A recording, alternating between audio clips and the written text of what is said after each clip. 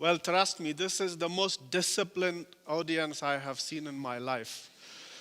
Nobody is coughing, nobody is chattering, and nobody is saying anything bad or good about the speakers on the stage. A lot of you know me as a spy, which I am. But, but trust me, today I am a storyteller, and it comes from my heart. We all lie, without any exception. And when Ted approached me to speak, I decided to lie little, minimize the lie. So, because being as a spy, deception is part of your work. And trust me, in this session, there is nothing from the Department of Deception. It's all a reality I want to share with you. And to borrow that Western expression, oh God, I feel old. I brought my son here. Some of you are his age. So I am going to share with you the experience of 80s when I was a little older than my son and I joined the insurgency against the government of the time. How was life there then? Have we changed? Are we going to change more? So that is what I want to share with you, with a particular focus on two dates, 1989 and 2014. We are about less than a month away from 2014. These are two significant dates in our lives. In 1989, the Soviet Union forces left Afghanistan, February. And in 2014, most likely, either we will have a small residual NATO force or totally gone. So have we changed from then to now? But before that, when I was first admitted to school, those days you would be left in crowds of thousands and you had to find your class. Nobody was escorting me. I asked another boy my age, I said, brother, where is my class? He said, do you have a father? I said, no, I am an orphan. He said, do you see that man in cowboy pantaloon? The word for jeans in Afghanistan then and today is cowboy pantaloon. I said, yes, I see that man in blue cowboy pantaloon. He says, he is the headmaster of the school and he has to show you your class. So I went to the man, I said, uncle, he didn't listen to me. I said, uncle, he didn't listen to me. I touched his thigh, I said, uncle, and he looked at me. I said, where is my class? He slapped me. And he said, you never call the headmaster uncle again.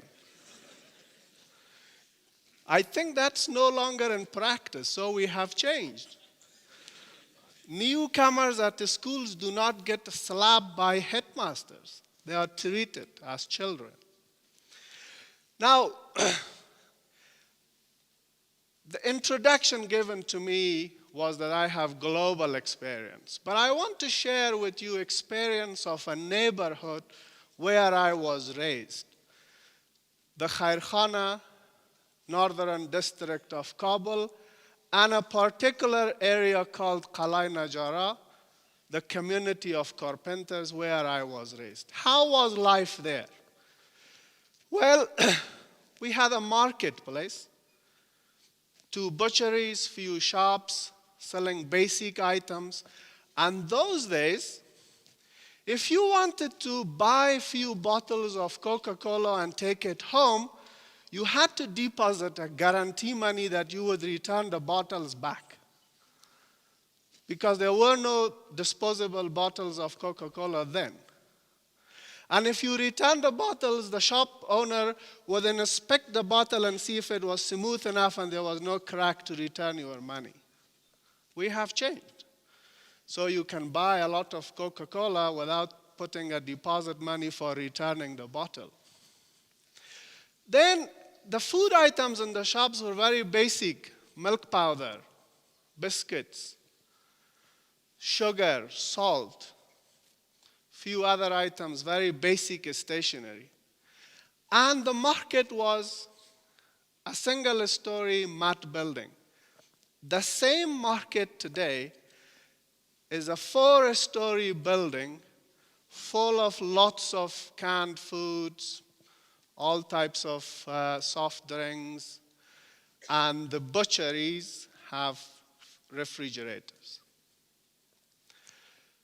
Then, the then entertainment of the time was Friday night's movie. By the way, it was not Friday nights, it was Thursday nights, but Afghans mistake always Thursday nights with Friday nights. So we would all wait so that the news hour, 1 hour reading about the progress of what the regime was doing, then wait for the Indian movie to be played. And what we liked as teenagers about Indian movies, the moment girl and boy looked eye to eye, few seconds later there would be dance around a tree. Amazing. And they would go to a park where nobody else would be there, and they would continue to dance.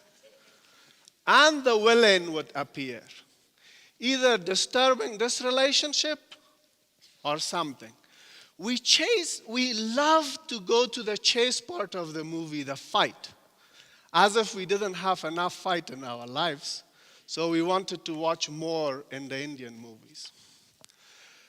In the Indian movies, always the villain failed, or either at the end of the movie he would apologize. That is what we want the Taliban to do. Either at the end of this movie, apologize or fail. That is the Afghan sense of reconciliation. Okay, I had promised not to politicize it. One TV channel only and one movie per week. We have changed. Now we have a remote control in our hand, and we can go on, select whatever type of movies we would have. Once per week, there was a program called Selective Songs. And they would play it on radio for 1 hour, and Mr. So-and-so would write a letter for them, Badakhshan, and say, can you play me a song by Bazgul Badakhshi? Right? And his letter would come in Kabul, and it will pass the editorial and censorship, and he would listen to Bazgul Badakhshi. Can you imagine how many music channels we have on our FM? We have changed. Change is coming. It is inevitable. Then there was this famous radio program called only for 40 minutes a week, Family Life. I am Mr. X from Kate Parwan. Last year I fell in love with Miss Y in Cartesay. Can you solve my problem? We have changed. We are doing SMS thing now. We have changed.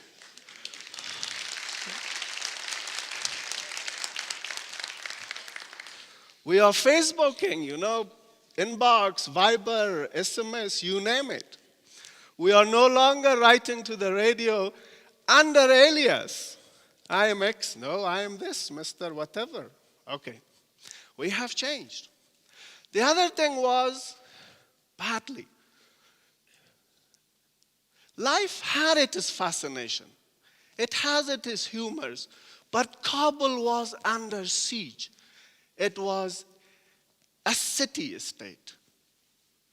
A lot of you can only imagine it, but I have felt it down to my bones.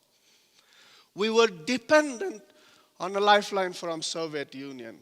And when they left, the only connectivity was through air. There was this thing called coupon shops, no longer around, where we had to line up to receive our food subsidy. Lining Afghans is the most difficult job in the world. The Soviets failed to line us. So we would break the line and attack the clerk, write my name first, Give my wheat flour first. And those were items and commodities of luxury. Wheat flour, sugar. And they were also giving us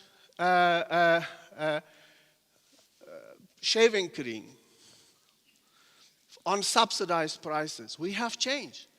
We no longer line up to receive food items. Electricity was scarce, as it is today, but we have the luxury of opting for generators. Those days, our dream would be that our electricity would not go away on Friday night, so we could watch the movie and see the villain fail in the movie. But we have changed now. And there was a satirical saying those days, why we have less electricity? And people would say, because mush has taken it away. Mush was the abbreviation for the name of 3 localities in Kabul where the elite were living. Makroyan was Akbar Khan Shara now. And mush in my language means mouse. So the poor were taking a little bit of revenge by calling the elite the mouse. We have changed. Now we have electricity all over the place. And the rich can afford to opt for a generator. The rich of then were not able to opt for a generator. They were not that rich. Yes, Kabul has become a very crowded city. It has changed. Then most of the houses were mat houses, single story. People were thin, not because they were running, because they were living in starvation and deprivation. You hardly find a single fat Afghan in 80s in pictures. Don't interpret it as if they were all healthy. They had no food. Now we have changed. We are well nourished now. A lot of people. Yes, there is poverty. You know, in '89, the discipline of the army was seemingly collapsing. You would wait in the street for a bus or for a taxi. You would see an army truck pass by or an army convoy pass by, and soldiers in the back of the truck dancing because they were so bored. They were so bored. And there were a lot of songs attributed, sung in their support by the regime and by the people. People did not love the mission of the soldiers then, but they loved the soldiers. They were from this soil. And elderly mothers sitting these convoys past, they would raise their hand and say, "My son, I hope mother and father will see you alive." There was no love for their mission, but there was so much love for these young men. Our soldiers then had lots of ammunition, very little food. Our soldiers now have lots of food, little ammunition. Our sense of priority has changed. We have changed. The Afghans not only love their soldiers now, they also love their mission. Then there was a waiting that the siege be broken, waiting that Kabul as a city-state would collapse. The angels of rescue, the angels of salvation, these mysterious, mythical figures fighting for the end of the Soviet-backed regime would come. Today, that's not the case. Afghans long for a reform from within. There are no angels. There are no angels of salvation. And there are no rescuers waiting outside our cities.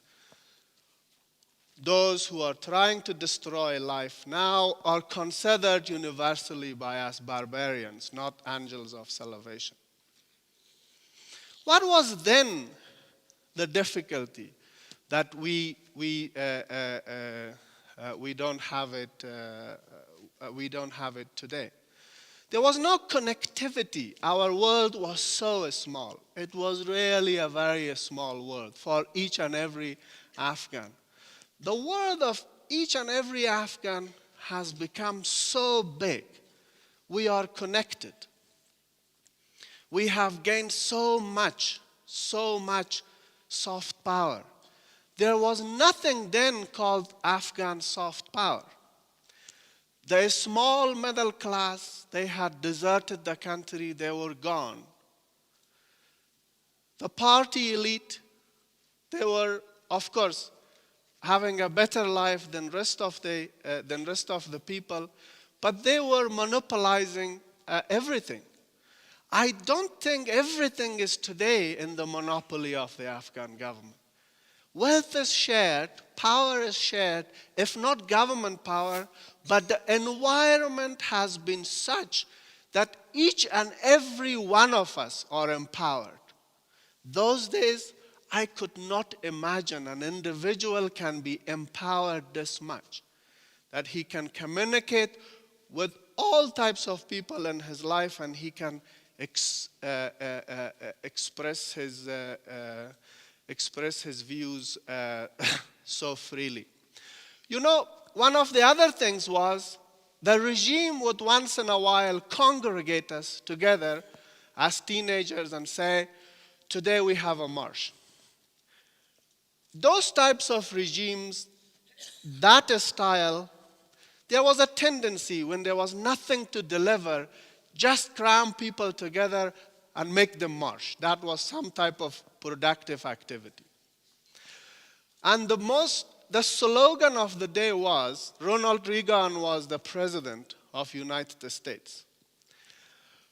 And few words were written in that slogan we were chanting, creating excitement, although I didn't know what it means. Death to Reagan, the adventurous cowboy. Repeating that type of slogan, we were feeling a little bit empowered. We can say death to a cowboy, at least. The difference now is we want the cowboy to help. We don't want death for him. Am I right? You look at this BSA thing. A lot of these Afghans want the BSA signed. There is not much sloganeering against the West or against the Americans. Now, I want to fast forward the time. I joined the Mujahideen. The time came, I was exactly walking in front of this school. I am not lying, as I promised in the beginning. The patrol stopped me and said, young man, show me your ID. I showed my ID. He said, you are ripe for conscription. I said, no, brother, uncle, I am not ripe for conscription. He said, no, you have a long neck. You are well built. You have to be conscripted. So on the ways to school, they took me to commissariat, as those days it was called. And the commander showed some mercy to me, and I was released. I decided time has come. I joined the Mujahideen. I went to the other side. Want to cut it short, I went to Peshawar. I have written my memories. Peshawar was a bastion of vultures. Vultures, I am not giving this title to the Pakistanis, but vultures basically to those Afghan leaders who had enriched themselves, who were living a life of luxury, basically exploiting the Afghan jihad, playing with the sentiment of the Afghan people. They had no clue what was going on inside Afghanistan. And I then immediately gave them the title, they are not the leaders of the jihad. Most of them are the vultures of the cause. So I got disenchanted, disgruntled. I lost touch with what was actually part of my heart, to go and break the status quo. Anyway, he is here, meaning time is out. So I want to cut it short. Fast forward the time again, come to 2013. We have changed a lot. 2014 is not going to be 1989. Kabul is not going to be a city under siege. The discipline of our army will not fade away. It is extremely difficult to deprive us of our connectivity and connection with the world or with ourselves, whether the world stays with us or not. We are a much changed and different nation than 80s. Thank you.